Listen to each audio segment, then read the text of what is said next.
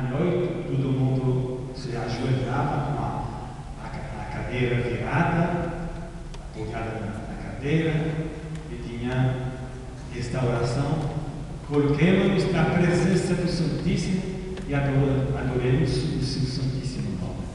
Depois vinha as orações. E esta vida de oração ritmava a vida. Essas orações ritmavam a vida. A presença de Deus como o sustento de tudo o que se vive. Claro que tinha alguns santos, bem poucos na verdade. Maria, mãe de Jesus, evidentemente. Tinha São Antônio, que nos ajudava a reencontrar as coisas que a gente tinha perdido. E São Cristóvão, que nos protegia quando a gente viajava. Fora disso, não tinha muitos santos, não, mas aqui tinha aqueles.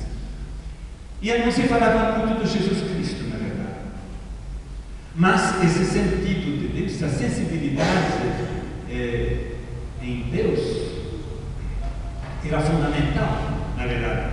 Claro que a imagem de Deus era alguém omnipresente, onipotente e um pouco castigador também. Cuidado, Deus vai te castigar.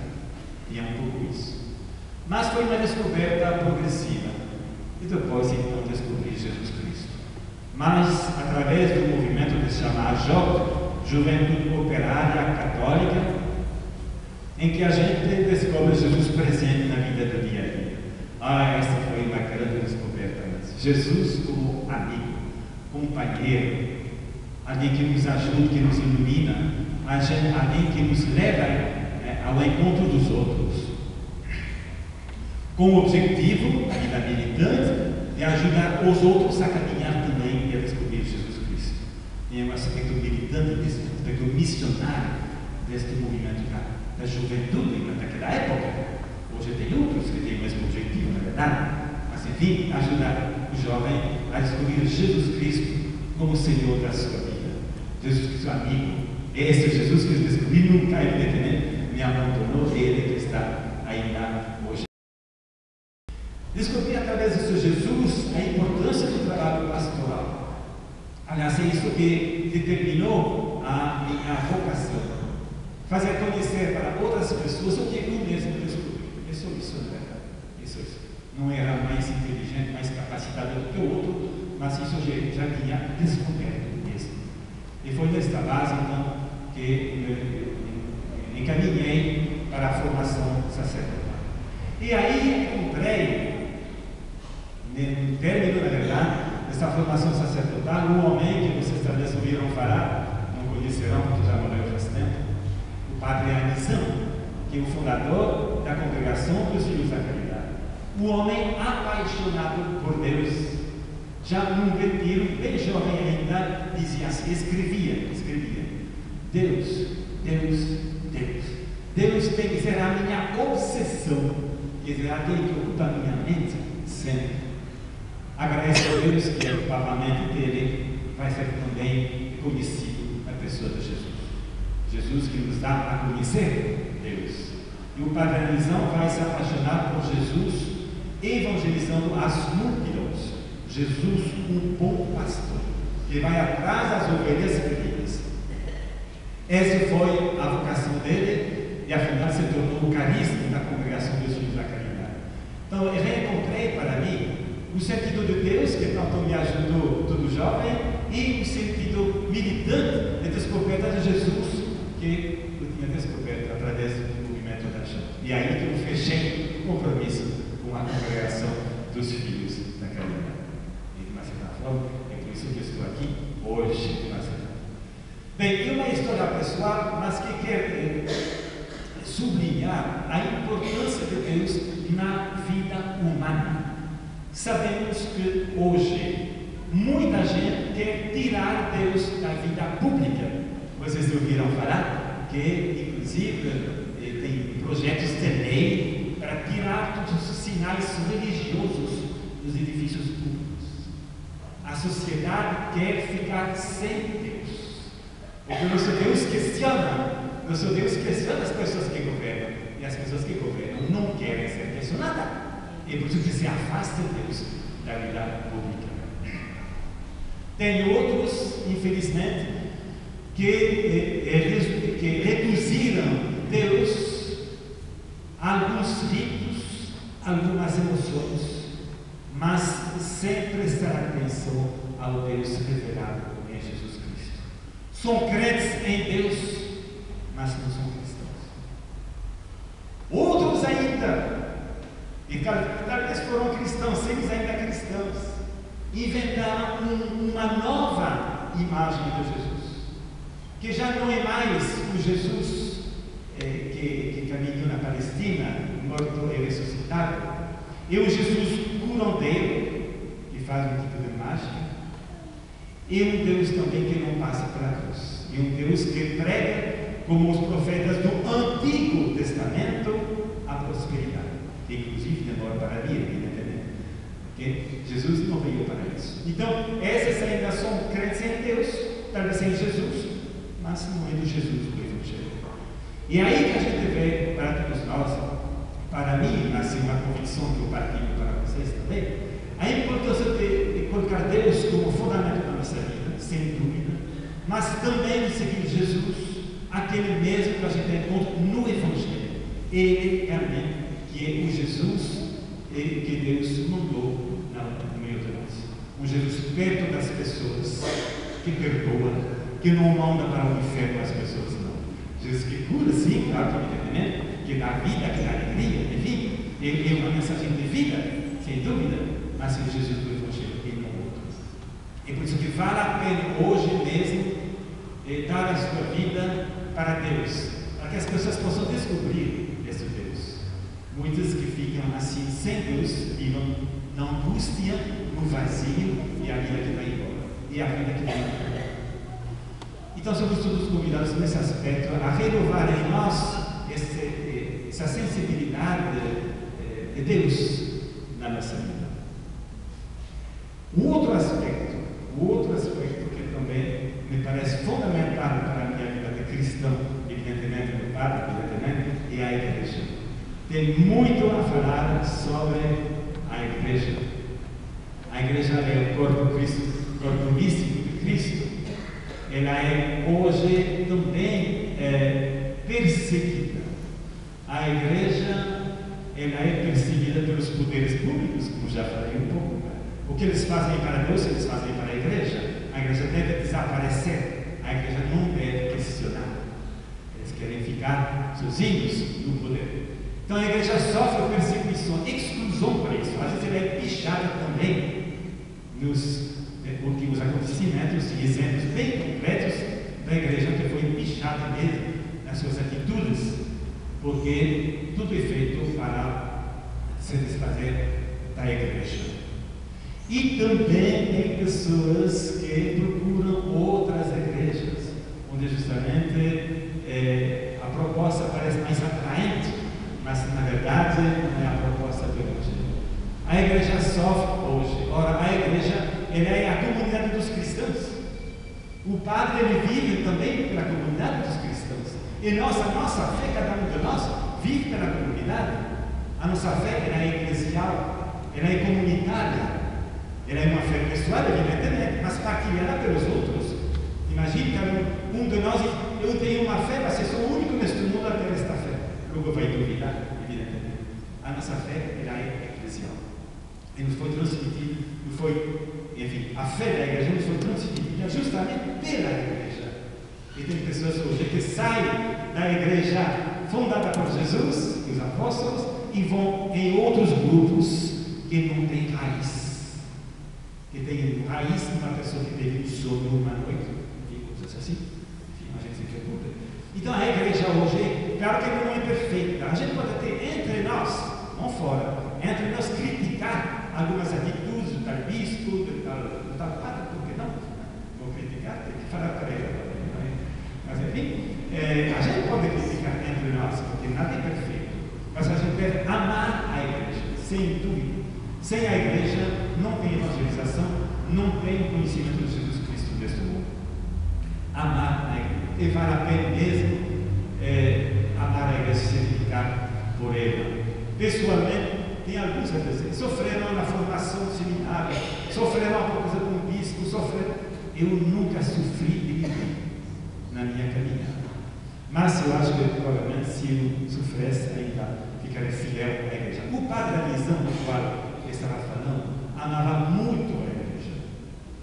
Dizia ele na sua juventude que desejava morrer mártir defendendo o Papa.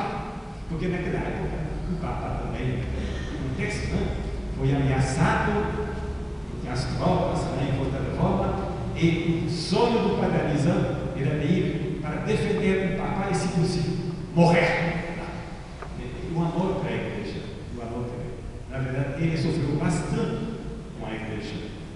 Um Papa afastou ele, mas ainda tem outro, reintegrou ele. Né? Mas ele sofreu muito, nunca deixou de amar a igreja. E nós devemos amar também a nossa igreja. E a nossa mãe, a nossa segunda mãe, e por ela que nos vem a fé em Jesus, e por ela que também se renova esta fé pelos sacramentos, e ela também que nos manda para a missão, a fé da igreja. A fé na igreja, ela é fundamental. Então, este também é um ponto fundamental para mim. Um terceiro, a ciência não vai ter muitos, o terceiro são os pobres. Os pobres. Os pobres não são santos. Tem pobres, como às vezes tem filhos na família, é um sofrimento, é uma irritação, porque os pobres não são santos, mas são pobres, e por isso são os queridos de Deus.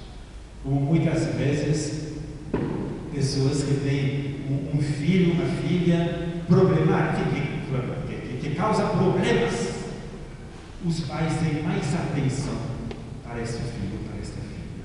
Então, os pobres, diante de Deus, são esses filhos queridos, mas que precisam de um cuidado maior na nossa casa. Claro que os pobres são explorados em todos os aspectos. Em geral, no aspecto material, faltam coisas, pobreza material, mas também, consequentemente, muitas vezes, pobreza afetiva também, uma confusão também na sua vida afetiva e assim na sua fé.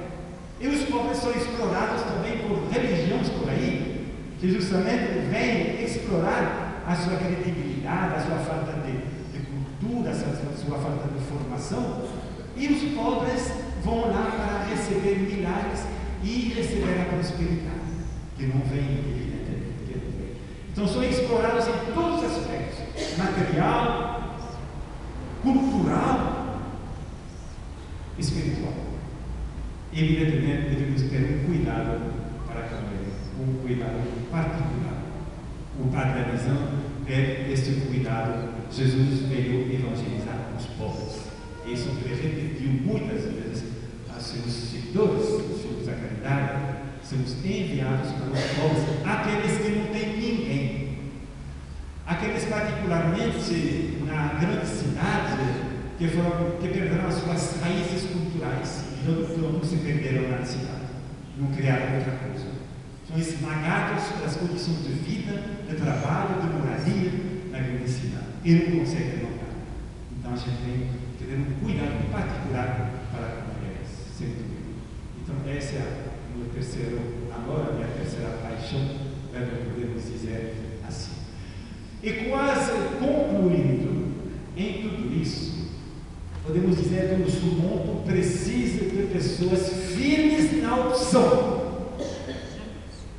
A pessoa que acredita um pouco, que vai na missa de vez em quando, uma pessoa que perdeu o seu sabor. Não sabe que perdeu o seu sabor, uma lâmpada que apagou. Para nos ajudar, inclusive, nesse dinamismo, nessa firmeza, eu, como padre, para isso, encontrei muitos padres muito dedicados, transparentes, pessoas doadas. Eles estão na minha mente, no meu inconsciente, e no meu consciente também. Isso é para mim uma força também. Eu ganhei muitos cristãos das comunidades que estão, feio aqui, né? Pessoas firmes em que a gente pode contar. Pessoal que dão a sua vida, o seu dinheiro às vezes, o seu tempo, o seu canso, para a evangelização. Isso são pessoas que têm garra, pessoas que se dão mesmo. Tem que fazer uma opção mesmo. Não pode ficar na moleza, na religião light, como alguns falam. Vocês ouviram falar da religião light? A religião light é o que não faz engordar, que não faz nada. Né? Os produtos de consumo, da alimentação light, não tem sabor, não tem açúcar, não tem sal, não tem nada. Então, alguns que têm a religião light assim. Estabeleceu entre o céu e a terra. E isso não vale nada. Isso não vale nada para o mundo hoje. E hoje a gente festeja os santos inocentes. Claro, eram bem inocentes mesmo, porque eram criancinhas. Então não fizeram nenhuma opção. Mas a leitura, inclusive, que nós lemos, a primeira leitura que nós lemos no início da celebração, aqueles que evangelizaram não pela sua palavra, mas pela sua doação da vida. É isso. Evangelizar não é fazer blá blá blá, falar muito. É se comprometer e dar a vida. Na verdade, a vida religiosa, a vida sacerdotal, essencialmente é isso. Claro que pessoas casadas dão também a sua vida pelo outro. Normalmente é isso. E dar a sua vida pelo outro. Não são os padres que dão a sua vida. Mas os padres têm só isso. Eles têm só isso. Tem dentro deste gesto uma grande pobreza, na verdade, porque não recupera nada. E criam amizade numa comunidade, 10 anos depois mudam de comunidade, recomeçam tudo do zero. Ainda os casais têm um filho que cresceu, não nem sempre o filho dá sempre alegrias também, né? No Mar de Rosa, mas o filho está aqui, o padre não tem. Então, a doação é, de uma certa forma, é sem retorno imediato. Porque tem que ser isso mesmo. Tem que ser. O padre Anisan, não, o padre Alfredinho. Vocês conheceram? Quem conheceu o padre Alfredinho aqui? Bastante pessoas aqui, né? Muito bem, então, São Tomé, nossa congregação que morreu no ano 2000, dizia assim, um escrito assim: quando vocês mandam padres, por exemplo, da Europa para o Brasil, mandem eles sem roupas. E cuidado para que eles não se vestissem no lugar onde vão chegar. A tendência de recuperar sempre o que se deu uma vez. Esse é o risco. Recuperar aos poucos o que a gente deu. A vida tem que ser uma doação mesmo, um sinal forte mesmo. Senão, tudo é pobreza, tudo é religiosidade, isso não convence ninguém, não questiona ninguém. Então, mas cada um de nós, para ter vida, temos que viver. Cada um de nós, na sua situação de vida, tem que ver essa opção, essa doação de vida. Então, finalizando, que tudo isso nos ajuda, cada um de nós, a sermos santos inocentes e todos os mártires de ontem e de hoje. De ontem e de hoje.